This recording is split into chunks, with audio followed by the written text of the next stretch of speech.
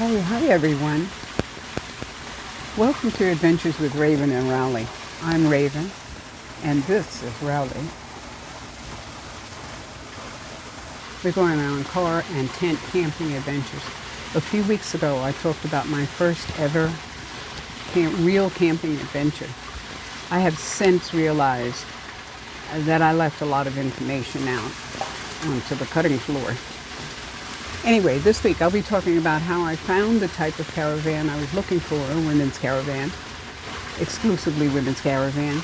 I also will be talking about some of the fun and interesting things that happened during that, that women's caravan with nothing planned meetup, and a little bit of my history. If you're curious, please join us on this journey and continue to watch.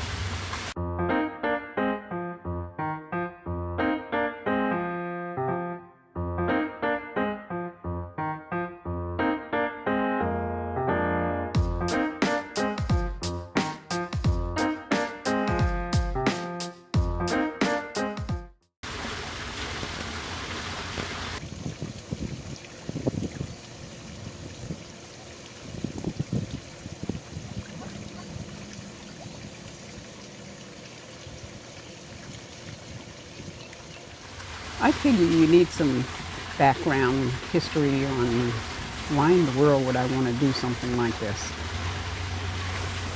Just go out and live in the desert or the woods or wherever. Anyway, about 6 years ago, I was living in a house in New Hampshire, beautiful place, you know, gorgeous. Had a yurt in the backyard. It was beautiful. Had magnolia trees. All kinds of, in the middle of New Hampshire. Got breeds that were compatible with the weather in New Hampshire. But it got to the point we just really couldn't afford it and couldn't pay for it. Couldn't keep jobs. The economy was just terrible. We hit the age where we're too old to hire or too experienced or too whatever it is, but no money coming in. So we took in a man who was developmentally disabled, and he lived with us 24/7 for 9 years. So that meant that for 9 years, 24/7, I was taking care of him. And then he moved out, and my mother moved in, and she stayed with us for 3 years until she died. At some point in there, I realized, oh my God, we have no income coming in now. What are we going to do? So with the little bit of savings I had left, I bought a Class A, 35-foot Class A RV over the internet from Georgia. Never walked into it until they delivered it. And that was about 5 years ago, 6 years ago, when I got this bright idea to live in an RV. I came across Cheap RV Living in Bob Wells from, you'll see him in the movie Nomadland that won some Grammy Awards this year. At any rate, I came across this website. The website is cheaprvliving.com. Has incredible amount of information. So anyway, so I bought this this RV. 35-foot Class A, had 2 slides in it. It was really nice. We left in that 35-foot RV 3 months after my mother died. I said, this is enough. Anyway, I figured that because they drove it from Georgia to New Hampshire to deliver it to me, that it would probably be in pretty good shape, right? Well, it wasn't. The windshield was broken and needed to be replaced. So they paid for it, they replaced it. Which means, of course, I couldn't even drive it to the motor vehicles registration with a broken windshield like that, you know. The brakes needed repair. And a bunch of other little things I didn't discover until we were on the road. Like one side of the RV's electricity went out. Just all of the electricity on the passenger side went out. course, that's where the microwave was and the stove and, you know. Anyway, we had everything checked out. It passed inspections, whatever. Was on our way home. It started raining, turned on the windshield wipers, and they refused to work. The motor was gone. So here we are driving through a driving rain on the highway with no windshield wiper fluids, no windshield wipers. You know, the car that I have now has no windshield wiper fluid, but the wipers work, you know. Somewhere along the line, the motors would stop. They'd just, you know, give out. I mean, you'd press on the gas and nothing would happen. You'd be rolling down the highway, 65, 70 miles an hour, and all of a sudden the motor would stop. And then it'd pick up, and then it would stop. You know, I'd drop down to 5 miles an hour and try and get off to the side of the road or something, you know. Anyway, I stopped at 3 different mechanics on this 3,300 mile trip. I stopped at 3 different mechanics across the country. And the last one we got was a kid. I don't know what town it was in, what state it was in, but bless your heart, whoever you are. I'm sure you can feel this in your heart. He wouldn't let us go. We got there when the place opened up in the morning. He wouldn't let us go. He said he's going to find this. He worked from 8 o'clock in the morning until 2 o'clock in the afternoon. Found out that what was wrong was that the air intake hose had disconnected from the motor. So he just reconnected it back up. Charged me for 2 hours worth of work and $50 worth of parts. Well, I don't even think it was $50. It was amazing. So I had driven for over a week, because it took me 2 weeks, because I only would drive anywhere from 2 to 4 hours a day. You know, and sometimes we stayed 2 days in one place. But anyway, that was a blessing, because finally I could stop worrying about, am I going to make it another 50 feet or not, you know. I mean, we were on the highway at one point, and there was road work, and there was only one lane, and we were going uphill, and the motor decided to die.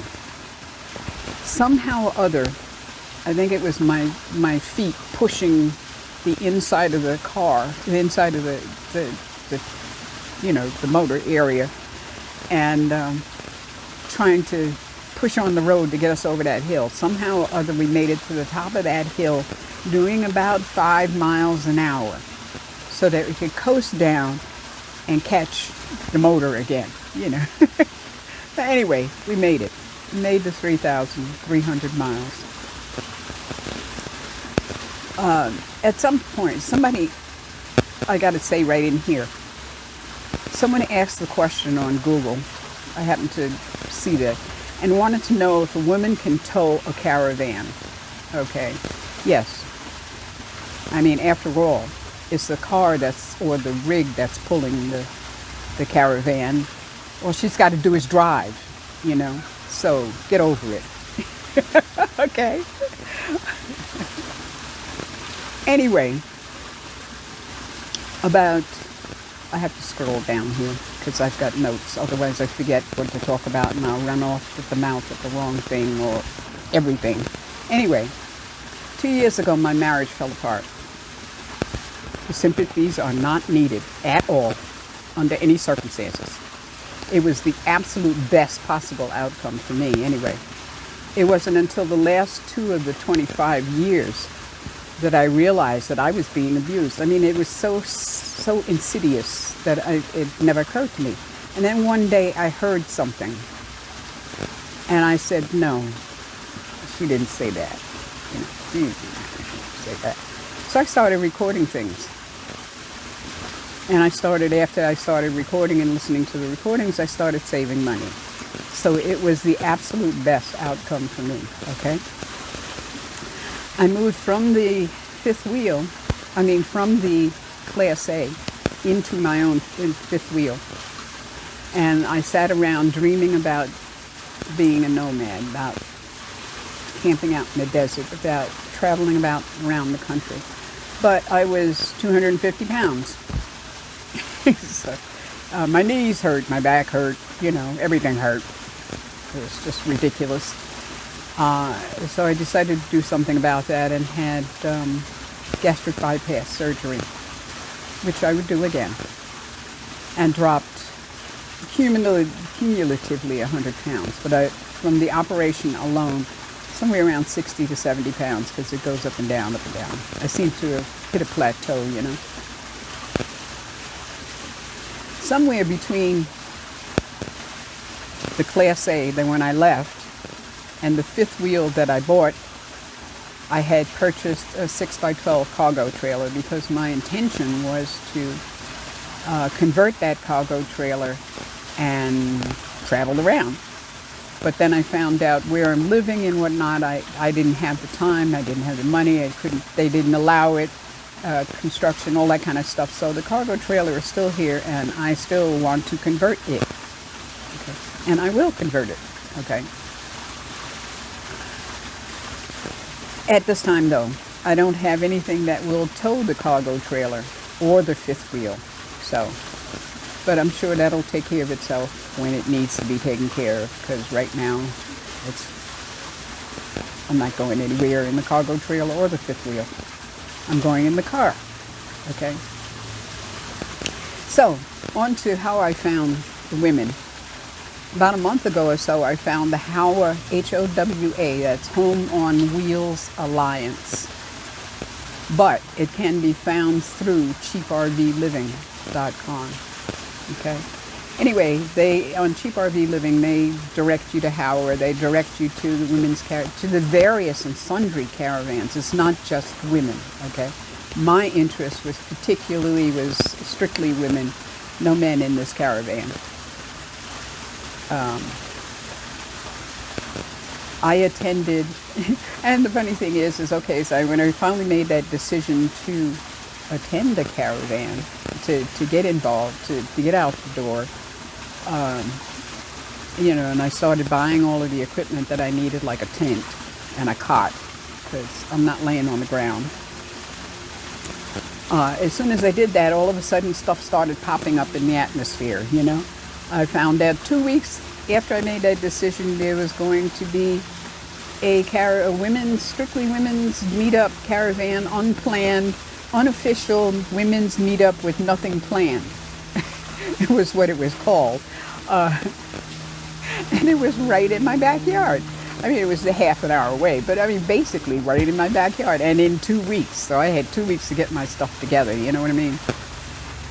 I mean, I really had to do something, or just decide to stay in the rut that I was in, which was staying home doing nothing, I was scared.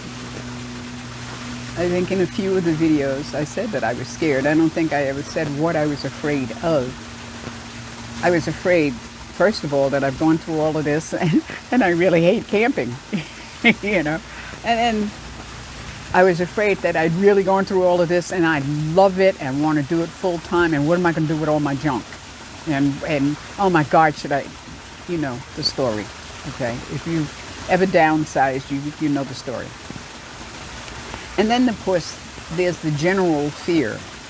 There's crazies out there in the world. Well, yeah, there are. And there's a heck of a lot of really wonderful people out in the world. I don't believe that it's any safer out here in the world, in the middle of the desert, by yourself or whatever, in the boondocks, in the national park, wherever. I don't think you're any more safe than if you were in your apartment. My brother got killed outside of my mother's apartment. It's not safe. I think you're more likely to have more problems in the city, in an apartment, in a house, than out in the middle of nowhere. I've had people burn crosses on my lawn in a house.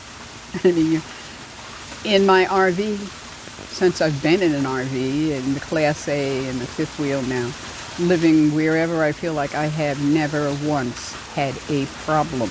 Not one. People were wonderful.